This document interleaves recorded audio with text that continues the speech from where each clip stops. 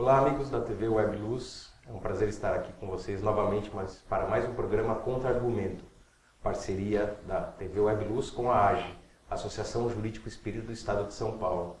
Como vocês já estão acostumados, o nosso programa não se trata de uma entrevista ou de uma palestra, e sim de um bate-papo informal, descontraído, sobre algum tema de relevância para o mundo das ciências sociais e jurídicas e do espiritismo, fazendo que você em casa reflita, pense sobre o assunto, chegue à sua própria conclusão. Nosso objetivo não é impor uma verdade, trazer algum assunto de uma forma determinante, e sim ajudar a que nós sempre evoluímos como ser humano, né? Hoje eu tenho o prazer de receber aqui a doutora Carita Carizzi. Tudo bem, Carita? Tudo ótimo com você, Marcelo. Tudo bem, obrigado por ter vindo, viu, Carita? Eu que agradeço o convite. Obrigado. A Carita é nossa companheira de AGE já há muito tempo, né? Primeiro da AGE de Uberlândia, depois vindo para São Paulo. Ela é advogada, professora de Direito e atualmente está para concluir um mestrado em Direito na USP de Ribeirão Preto.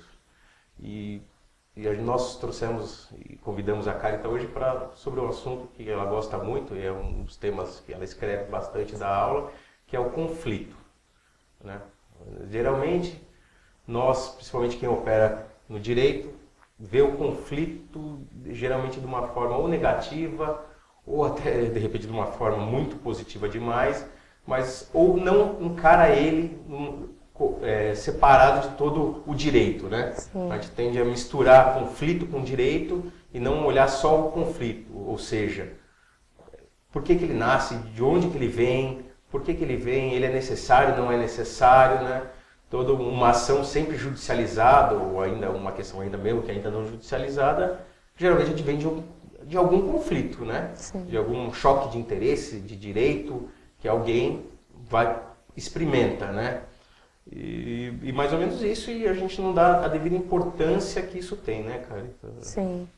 E falta muito isso pra gente como profissional de modo geral. E aí tem várias explicações para isso. Talvez o começo de tudo, principalmente no que tange ao profissional da área jurídica, seja a nossa formação. A gente entra na faculdade e a gente aprende processo civil, tem teoria geral do processo, aí vem processo civil, processo penal, processo trabalhista. E a gente não tem muito uma visão de que o conflito deveria ser a base para a gente decidir como tratar esse conflito. É o que você falou. Muitas vezes as características específicas, peculiares do conflito, então quem está envolvido, como esse conflito nasceu, quais são as consequências a depender de cada meio de resolução. E aí acaba que as pessoas vão procurar um advogado e o advogado ele já está condicionado àquilo, está condicionado ao conflito como um canal para a entrada do ingresso de uma ação no judiciário. E muitas vezes não é o meio mais adequado, né, para resolver esse conflito.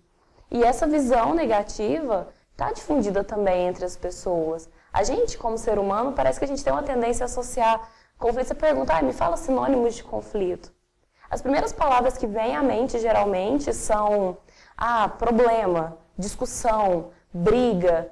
E, assim, muitas vezes não é bem por aí, né? Um conflito, eu costumo falar muito, funciona como uma dor que a gente sente no corpo. A dor ela é um sinal de que tem alguma coisa errada ali e a gente precisa investigar mais a fundo para tratar a doença. O conflito é a mesma coisa. Se você pega o conflito em si, superficialmente, até pelo que as partes vão trazendo, você vai pegar aquela parte rasa, né, que a gente chama das posições. Muitas vezes as próprias pessoas, se elas estão num conflito muito exacerbado, elas nem sabem muitas vezes o que elas realmente querem, de onde nasceu aquilo. Especialmente quando se trata de algum conflito, de alguma relação continuada. Então, veio de uma família, veio de um vizinho, um amigo, um patrão que você convive há muito tempo.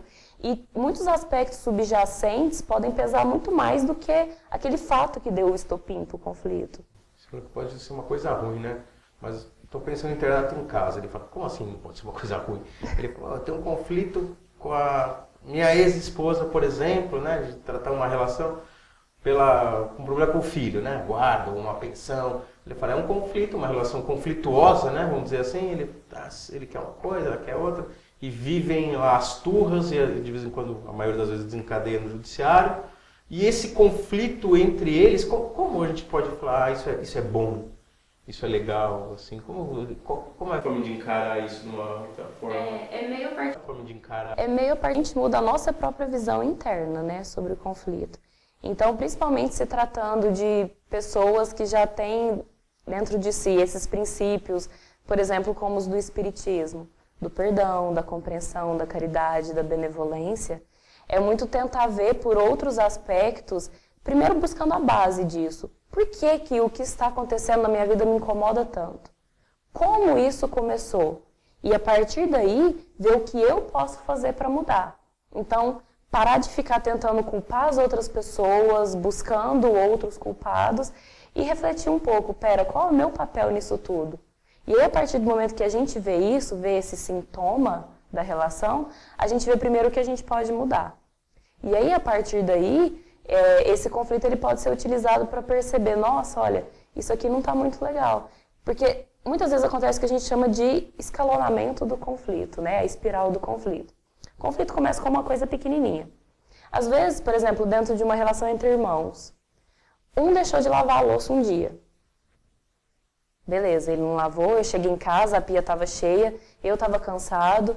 Então, ele não se preocupou comigo, ele não liga para as minhas questões pessoais, ele não liga para o meu cansaço. Aí eu já pego esse estresse e falo, por que você não lavou? Você não se preocupa comigo? Aí meu irmão às vezes teve um dia difícil também e fala, não, mas como assim? Como eu não me importo? Você não sabe pelo que eu passei hoje. E aí esse conflito que começou era o quê? Era uma louça que por alguma razão uma pessoa não lavou, vai crescendo para resgatar algumas outras coisas que estão mais profundas nessa relação. Então, talvez essa necessidade de afeto, essa necessidade de uma atenção maior com o que importa para mim. E aí tudo isso vai pesando nesse conflito. E aí muitas vezes a gente para analisar friamente os fatos, muitas vezes os fatos em si que deram origem a um grande conflito foram coisas aparentemente bobas. Mas a gente não buscar a raiz daquilo tudo, a raiz do porquê eu me senti assim, porquê eu reagi desse jeito, nem a gente mesmo vai entender de onde nasceu todo aquele problema. Então, no caso que você falou do divórcio, os pais estão discutindo quem vai ver o filho, quem vai ficar com o filho a cada final de semana, como vai começar isso tudo. E aí, se a gente parar para perceber, muitas vezes isso vem de um processo de problemas entre o próprio casal, que está ali discutindo, que tem toda uma carga emocional por trás daquilo, e tenta transferir toda essa carga emocional, até para não ter que lidar com isso, para algum outro fato teoricamente mais objetivo. Então, eu pego todas as minhas mágoas, todo o meu ressentimento, tudo que não deu certo, de certo modo, né, na minha visão, naquele casamento, e transfiro para uma questão razoavelmente objetiva, que é a guarda do meu filho, ou os dias que eu vou ficar com meu filho na semana. E aí isso vai crescendo. Mas percebe, a questão não é necessariamente a guarda do filho. A questão é tudo o que aconteceu antes, que foi crescendo, e eu não fui lidando com aquilo. Eu fui ignorando de alguma forma, por alguma razão, ou porque eu não queria lidar com aquilo, não conseguia na época, e vou transferindo isso para outras questões que muitas vezes não tem nada a ver uma com a outra, assim. Eu gostei que você falou da responsabilização, né? Você falou, muitas vezes culpa um, culpa o outro, é culpa sua, culpa aquilo.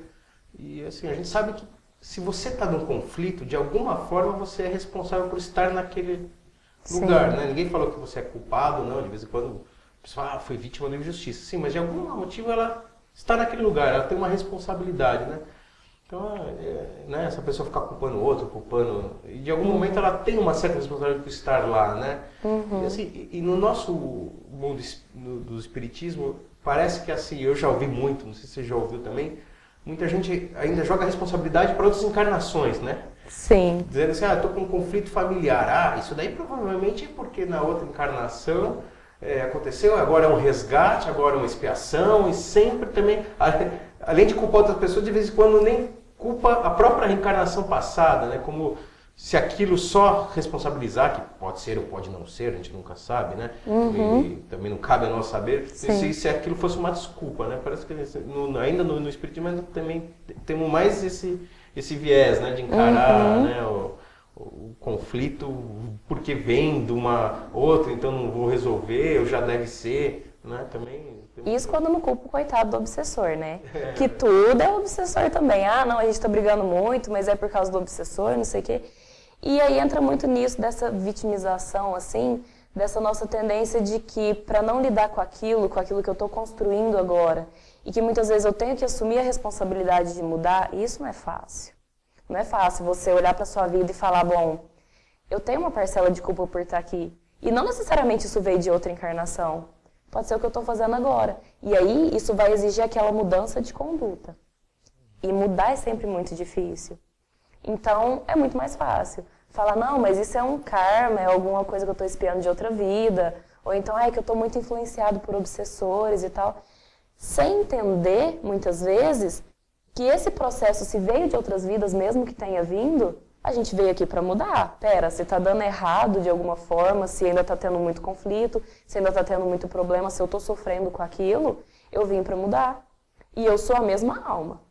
A gente pode estar num corpo diferente, mas eu estou trazendo isso de outras encarnações. Então, eu não vou resolver nessa e, vou deixar uma conta para a próxima encarnação de novo.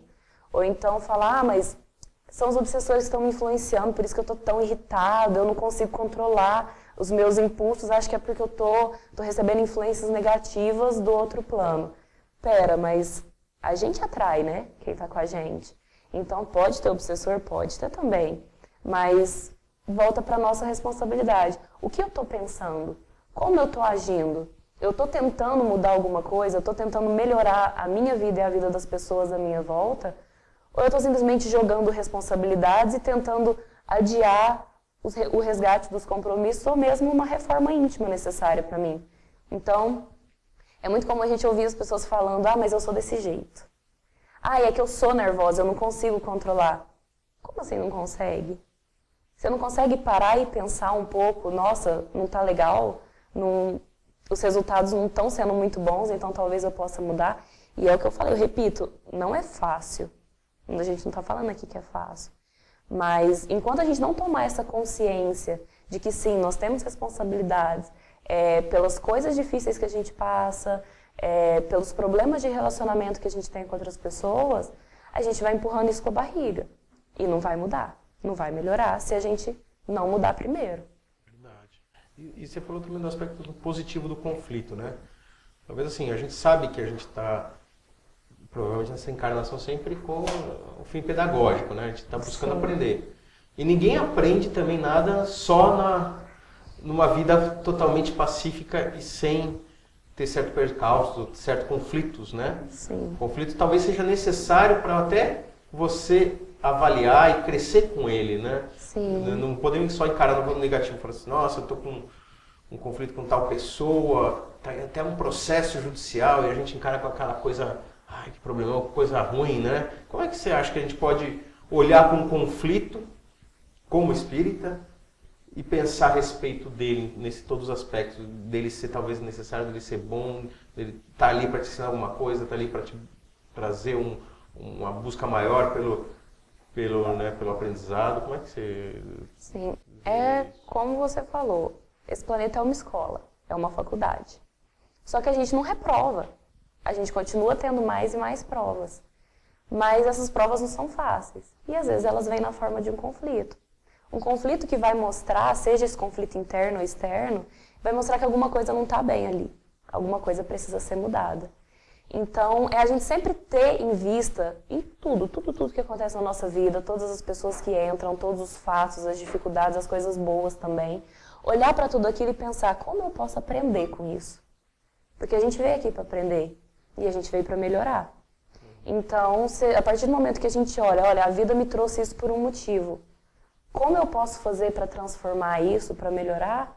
Na minha opinião, é assim, que a gente vai sair dessa encarnação um pouco melhor e talvez tendo feito a vida das pessoas ao nosso redor um pouco melhor também. Sem entrar nessas escaladas, nessas espirais, dessa vitimização, nessa culpabilização também da outra pessoa e assumir essa responsabilidade pra gente. Olhar esse conflito como uma oportunidade de aprendizado e verificar o que eu tenho que aprender ali e como eu posso melhorar. Parece que assim, o direito ultimamente está até acompanhando um pouco esse nosso movimento, né? Ele tem apresentado no Brasil mais recentemente algumas outras formas de você lidar com esse conflito, né? Levar esse conflito para um juiz decidir, né? Sempre procurar um advogado para a briga, ou né, vou procurar os meus direitos, vem apresentando umas outras formas mais ligadas a esse tipo de como encarar o conflito, né? Geralmente, então, eu tenho um conflito, eu não sou mais obrigado a levar ele para o judiciário, processar a pessoa, não é isso? Tem surgindo os outros meios. Alguns meios como a mediação, como a conciliação, que são meios de resolução de conflitos pautados no diálogo. E aí a gente traz esse protagonismo da parte e essa ideia de que, sim, então vamos buscar o que a gente pode fazer, o que a gente chama de visão prospectiva. O passado está lá, não vai ser alterado. O que eu posso mudar é a minha percepção desse passado, ver como é que as coisas estão funcionando no presente e a partir daí pensar, bom, e daqui para frente, como vai ser? Legal. Acho que a gente precisa de um programa só para tratar de alguma dessas formas alternativas. Né? Seria muito interessante. Contamos com você aí, tá bom? Muito obrigada, Marcelo. Obrigado a você, Carita.